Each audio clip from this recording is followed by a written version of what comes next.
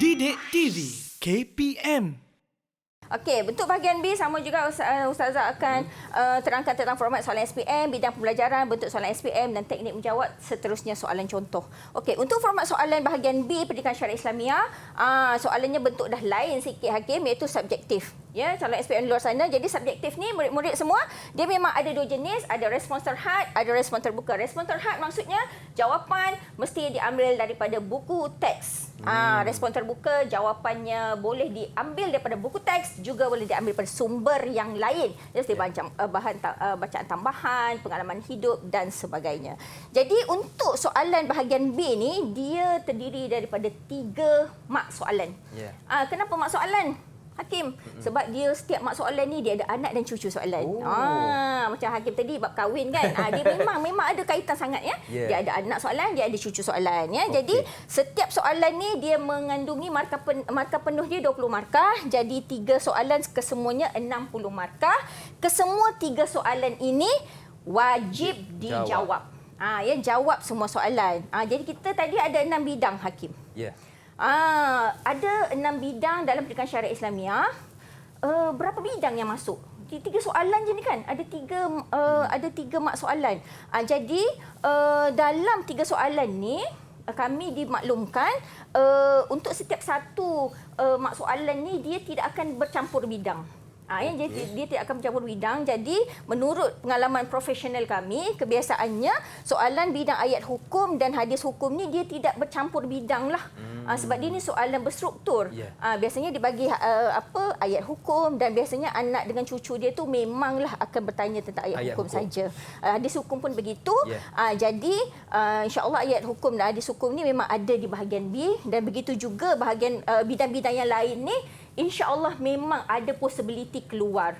Ustazah tak beranilah nak kata ini je bidang ini je. Jadi murid-murid semua kena bersedia semua sekali ya untuk soalan bahagian B ni. Jadi bentuk soalan yang berkemungkinan keluar. Jadi bahagian B dengan bahagian C ni, sebelum Ustazah pergi kepada bentuk soalan ni, bahagian B dengan bahagian C ni oleh sebab dia berkongsi subjektif, sama juga bentuk dia sama. Jadi bentuk soalan dia ni boleh ada di bahagian B, boleh juga berada di bahagian C. Tapi oleh sebab Ustazah dah tekankan tadi ayat hukum dan hadis hukum tu insya-Allah akan masuk bahagian B. Jadi kita banyak fokus tentang bentuk soalan ayat hukum dan hadis hukum lah ya untuk bahagian B ni. Yang pertama sekali, tuntutan hukum berdasarkan ayat Al-Quran, sebab nuzul ayat atau sebab urut hadis, istimbat hukum, takrif, pengertian maksud, hukum dan alasan, faktor punca sebab ya. Okey, yang pertama, teknik pertama tuntutan hukum berdasarkan ayat atau hadis. Markah untuk tuntutan hukum ini murid-murid semua biasanya dia peruntukkan satu isi 2 markah. Jenis item untuk soalan tuntutan hukum ialah respons terhad, maksudnya tidak boleh keluar daripada konteks ayat atau konteks hadis yang ditanya pada kertas soalan. Ingat tu, jangan buat mazhab sendiri, tafsir sendiri, berdosa. Ya. Jadi teknik dia, Hakim, teknik jawab dalam bentuk perenggan. Nak jawab dalam bentuk poin boleh tak Ustazah? Dia tak cantik lah jadinya ya. Jadi cara teknik dia memberikan perintah atau larangan yang khusus. Ingat tu. Jadi dia punya teknik tu memang kena khusus kepada ayat atau hadis berkenaan. Dia tak boleh umum. Ya, Hakim tak boleh umum ya, murid-murid semua tak boleh umum.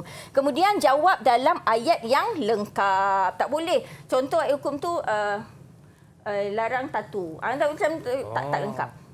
Tak lengkap. Okey. Tip. Ni Ustazah nak sedekah ni. Ini yang kita tunggu ni. Ya, okey. Nak boleh-boleh ambil gambar ya. Okey. Tuntutan hukum, kenal pasti kata kunci. Pada apa? Setiap nas Al-Quran dan matan hadis.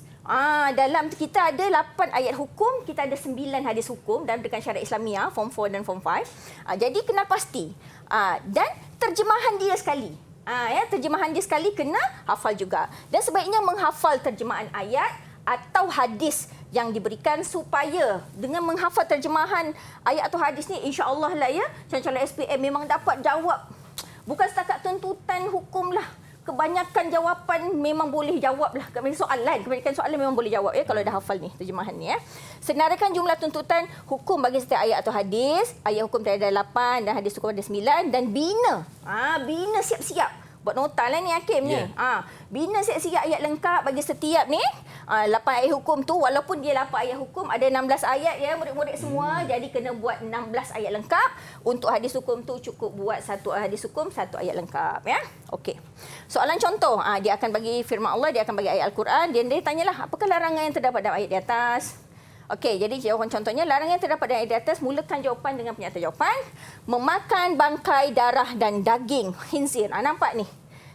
Tak boleh memakan benda-benda yang diharamkan. Umum tak boleh. Dia mesti apa? Bangkai, darah, ya. Serta binatang yang disembelih bukan kerana Allah. Ya, jadi kena lengkap, ya. Okey. Teknik yang kedua, teknik menjawab soalan sebab nuzul ayat atau sebab urut hadis. Markah. Satu jawapan lengkap, 4 markah. Banyak markah dia ni. Ya, murid-murid semua banyak markah. Jadi kena tengok betul-betul. Satu isi, 1 markah. Ingat, jadi kena ada berapa markah ni Hakim? 4 markah. 4 isi. 4 isi. 4 isi. Hakim nak kena ni. Okey, 4 isi. Jadi jenis item sebab nuzul ayat ni respons terhad. Jawapannya memang ada kat buku teks. Jadi teknik dia kena jawab dalam 4 poin. Ingat, 4 poin cadangan isinya. Yang pertama, letak nama watak. Yang kedua, dan ingat, nama watak ni mesti tepat. Kalau salah bin, memang confirm. Kosong. Apa peristiwa yang berlaku kepada watak ni? Peristiwa mestilah betul juga. Salah perkara yang berlaku, tak ada markah juga. Kemudian perkara ketiga, nyatakan cerita selanjutnya. Apa yang berlaku? Next, penutup ceritanya apa? Biasanya, penutup cerita sebab menuzul atau sebab urut ni, aduan kepada Rasulullah SAW, atau jawapan Rasulullah SAW, atau tindakan Nabi Muhammad SAW. Ya? Okey, ni Ustazah dah bina. Penat semalam ni. Piramid Ustazah? Ya, Ustazah bina piramid. Macam zaman Fir'aun dulu. Tapi ni penat terbalik. Ustazah namakan piramid nuzul wurud. Jadi binalah. Awak punya sebab nuzul dengan sebab urut tu, letak ni, ikut. Siapa, kenapa, seterusnya, reaksi Rasulullah SAW. Gitu kan. Siapa letaklah nama watak sebab nuzul. Kenapa dengan dia? Kan. Seterusnya apa? Kenapa babe? Kan. Lepas tu reaksi. Apa reaksi seterusnya ya? Okey, boleh guna sebagai membantu budak-budak semua menjawab soalannya. Ini soalan contohnya dia akan bagi juga ayat. Kemudian dia akan tanya sebab nuzul ayat di atas. Lepas tu ini cara contoh menjawabnya. Letaklah pernyataan jawapan sebab nuzul ayat di atas ni. Ada 4 poin. Ayat ini diturunkan selepas peristiwa yang melibatkan letak nama watak tadi. Walid bin Uqbah. Kemudian beliau telah kenapa? Inilah dia, apa cerita dia tadi. Beliau dilantik menjadi utusan Rasulullah SAW untuk memungut zakat daripada Bani Musthalaq. Kemudian, what's next kan? Apa yang seterusnya tadi? Beliau menyangka, masa beliau datang ni, nak pergi ni, beliau menyangka penduduk Bani Musthalaq ini ingin menyerang kerana menyambutnya secara ramai. Lepas tu beliau pun larilah kan. Terus memberitahu Rasulullah mengenai hal tersebut. Ya? Sebenarnya mereka tu tak menyambut. Jadi apa dia punya isi ayat tadi perlunya tabayyun. Ya? Ini cara teknik menjawab sebab nuzul atau sebab urut hadis. Okey. Teknik yang ketiga, istinbat hukum. Daripada ayat hukum dengan hadis hukum, ada soalan istinbat hukum.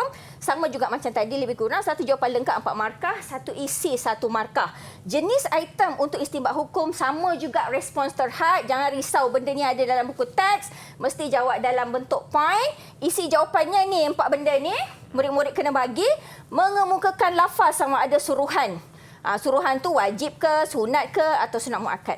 Kalau larangan pula, letak haram ke, makruh ke atau makruh tanzih. Kemudian yang kedua, poin kedua, letaklah menuliskan makna lafaz suruhan atau larangan tersebut. Letak perkara ketiga, menunjukkan arahan lafaz yang terdapat dalam ayat Al-Quran atau hadis. Benda keempat nak letak ialah memberikan kesimpulan hukum. Ustazah, macam mana nak buat ni Ustazah? Lek lu, ni dah tip dia. Ni dia. Penat Ustazah buat kuis malam. Buat ikut acuan ni. Hakim, Ustazah buat acuan ni. Acuan istinbat nama dia. Ya, acuan istinbat. Murid-murid semua boleh pakai acuan istinbat ni untuk design awak punya istinbat hukum. Guna je macam ni untuk menghafal ya istinbat hukum. Cara ulama istinbat hukum, letak nombor ayat dan surah atau rumusan hadis dengan berdasarkan lafaz, apalah dia lafaz dalam Al-Quran atau hadis yang bermaksud apa terjemahan bahasa Melayu dia. Lafaz ini merupakan apa? Fi'il amar ke kan? Apa-apalah yang menunjukkan apa? Mesti meletakkan apa? Larangan, perintah kan? Oleh itu ulama istinbat hukum mesti meletakkan, dan hukum ingat hukum yang ada pada ayat kedua ni mesti sama dengan hukum yang ada pada ayat yang ketiga atau isi yang keempat. Ya, ingat. Itu dia punya tips. Tips lagi ni. Mahal ni tapi percuma. Salah, percuma tapi mahal. Ya, okey. Ini soalan contoh, sama juga sama bagi ayat. Jelaskan cara ulama istinbat hukum ayat 278 surah Al-Baqarah. Jadi cara jawabnya macam ni, letaklah pernyataan jawapan, kemudian 4 poin. Berdasarkan lafaz apa yang bermaksud apa. Lafaz ini merupakan fi'il amar yang menunjukkan perintah wajib. Oleh itu ulama istinbat hukum wajib. Tengok ni, wajib dengan wajib. Sama kan? Kalau tak sama, salah ya. Mesti sama. Ingat, mesti sama calon-calon SPM ya. Okey. Teknik yang seterusnya, takrif pengertian maksud. Ini memang famous. Ya, soalan ini memang famous. Satu takrif lengkap, 2 markah. Jenis item ini adalah respons terhad. Teknik dia mesti jawab dalam bentuk perenggan. Berikan maksud dari segi istilah.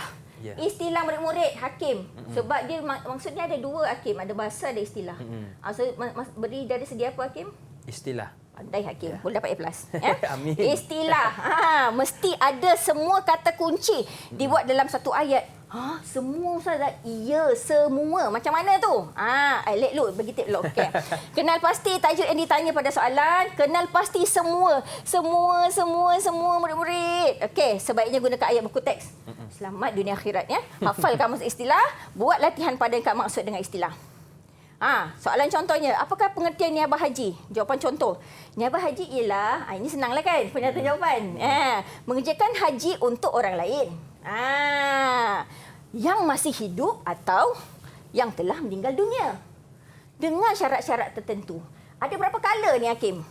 Ada 1, 2, 3, 4. Ni 3 abang lah, 1. Hakim. Ini tak kira tak pernyataan kira. Okey, jawapan. 3 ada 3. Yalah, betul lah tu. Jawapan Hakim betul. 4 kala ya. Tapi ini 1 kata kunci. Okey, 2. 2 kata kunci. 3. 3 kata kunci.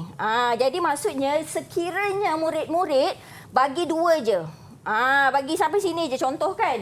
Minta maaf lah, dia akan dapat 1 markah je. Jadi tolonglah ya. Buat semua kata kunci. Bagi semua. Semua. Ya, baru dapat markah penuh. Okey? Okey, untuk teknik menjawab soalan hukum dan alasan, senang je markah dia. Hukum betul, alasan betul, confirm lah 2 markah. Ya. Hukum betul, alasan salah, 1 markah. Jelah. Markah hukum je. Hukum salah, alasan betul. Berapa markah Hakim? Kosong markah. Kosong. Jadi hukum kena betul. Murid-murid hukum kena betul. Alasan betul ni minta maaf lah, dia tak pandang. Tak pandang. Dia hukum kena betul baru dapat markah ya. Kalau hukum salah, alasan salah, tak payahlah Ustaz bagi tahu ya. Semua dah tahu dia punya markah berapa. Confirm lah kosong kan? Betul. Okey, jenis item respon terhad. Teknik dia jawab dalam bentuk poin atau jadual. Dua-dua jenis boleh. Kenal pasti, teknik dia kenal pasti permasalahan situasi yang diberikan. Nyatakan hukum ni dia ada 2 jenis hukum je murid-murid semua. Ada hukum 5, ada hukum 2. Jangan bagi hukum 5 atau hukum 2 ya. Hukum 5 ni maksudnya sama ada wajib, sunat, harus, makruh atau haram.